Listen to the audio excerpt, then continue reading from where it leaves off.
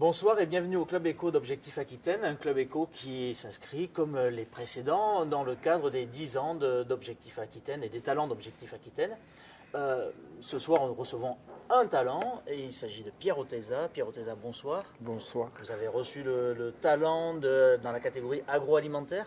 Oui. Alors dites-moi, Pierre Oteiza, c'est quoi votre métier? C'est quoi? C'est charcutier? C'est éleveur? C'est boucher? Oui.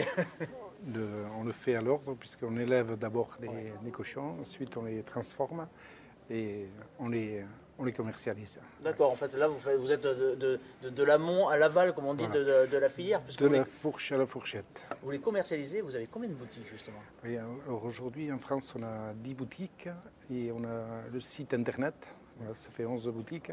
On fait 70% en vente directe et le reste, c'est des partenaires, des cuisiniers, ouais, des bouchers, des charcutiers qui nous prennent des produits. Et on fait 15% à peu près à l'export. À l'export. Alors là, il y a quelque chose qui m'a scié quand j'ai préparé notre interview, c'est que vous vendez à l'export, oui, mais même à Dubaï. Et oui. C'est quand même pas hyper évident de vendre de la charcuterie à Dubaï. Enfin... Et actuellement, on est sur le Maroc. C'est pas beau ça? Si, c'est très beau. C'est très beau. Alors c'est quoi? C'est des hôtels internationaux en fait oui, qui sont c'est vrai que dans tous ces pays, notre travail, c'est un travail de niche. Bon, c'est jamais des gros volumes, mais des travails de niche. Et grâce à ce travail de niche, justement, on arrive à pénétrer des marchés, des hôtels bien ciblés et qui ont une clientèle internationale, des chefs reconnus souvent la plupart du temps. Ouais. Nos ambassadeurs, c'est les chefs. Ouais. Voilà. Aujourd'hui, je le dis souvent, on reçoit beaucoup d'écoles hôtelières à la maison. Ouais. Et comme je le dis en partant, un producteur, un éleveur, il fait son métier, il élève et il produit. Un chef, il sélectionne son produit, il le met à son goût. Oui, il le met en scène en quelque sorte. Il le met en scène. Et mieux qu'un chef, pour parler du produit, nos meilleurs ambassadeurs, c'est les chefs. Donc vous vendez en France, grâce à ces ambassadeurs, hein, ces chefs, vous vendez en France, vous vendez à l'étranger. Est-ce qu'il y a aujourd'hui des pays sur lesquels vous vous positionnez? Alors je pense par exemple tout particulièrement à la Chine. Parce qu'il y a eu une annonce là, il y a quelques jours d'une levée, je veux dire, comment dirais-je, c'est pas un embargo, mais en tout cas d'une ouverture des frontières à la charcuterie française, des frontières chinoises bien entendu. Oui. Est-ce que ça vous intéresse ce marché? Oui, ce marché. On sait qu'ils aiment beaucoup le porc. Hein. Ce marché nous intéresse, bon, pas forcément par le nombre, mais toujours pareil en niche. Ciblant des lieux gastronomiques. Puisqu'on a présenté le dossier parti pour la Chine, justement. Ça y est, vous l'avez préparé? Oui, ça y est. Donc vous allez être contrôlé par les Chinois, vous le savez? Oui. Le contrôle va être un peu bridé, c'est ça que vous voulez me dire? C'est ça, peut-être, oui.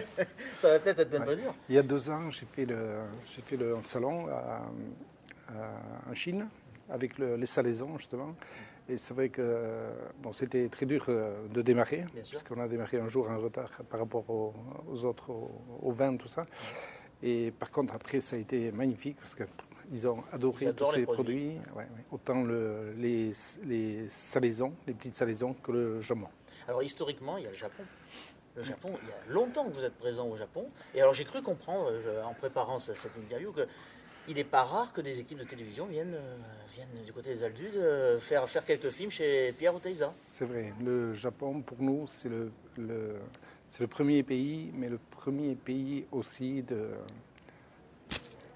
du cœur, hein, si on peut dire ça. D'accord. Et vous avez une vraie histoire avec le Japon? Oui, c'est-à-dire les Japonais, c'est des personnes qui sont super, puisqu'ils ont un respect du produit, un respect un petit peu de ce qu'on parlait des cuisiniers, mais le japonais c'est un petit peu ça. Il choisit son produit, il le respecte, il le mène, et surtout, je pense qu'un japonais il va jamais essayer de copier un produit, quoi. Au contraire, il va le mettre en valeur parce qu'il a trouvé ce produit, le produit qui est fabriqué comme ça, qui a le mérite de voilà. Et ça, pour un producteur, c'est magique, quoi. Et c'est vrai qu'aujourd'hui, on a toutes les semaines. On a des Japonais à la maison. Toutes les semaines. Ouais. Pas des télés. Hein. Ouais, mais en tout cas des Japonais. Des Japonais. Et on a des Japonais qui travaillent à la maison, puisque c'est des clients qui nous ont envoyé des cuisiniers pour qu'ils voient un peu, pour qu'ils travaillent et pour mieux justement travailler ensuite là-bas. Dites-moi, vous avez inventé le tourisme porcin, en quelque sorte, le tourisme charcutier, oui, du côté des Aldudes. L'office de tourisme doit vous référencer maintenant. Je pense qu'aujourd'hui, simplement, on a tellement compliqué tout, le monde est tellement compliqué, que les choses simples ont une valeur. Voilà. Et aujourd'hui, on a créé une petite découverte du port en montagne, une balade qui se fait à 1h30. Et c'est vrai que tous les jours, il y a du monde et ça plaît. Et voilà. Pourtant, c'est tout ce qui est le plus simple et voilà, c'est bien. Une histoire simple, mais une success story quand même. Pierre Oteiza, je vous remercie. Merci beaucoup et encore une fois, bravo pour ce talent. Mille esker, merci bien. Mais merci à vous, mille esker aussi. Eh bien, mille esker à vous aussi. Merci d'avoir suivi ce Club Éco d'Objectif Aquitaine et je vous donne rendez-vous à la prochaine édition. À bientôt. Au revoir.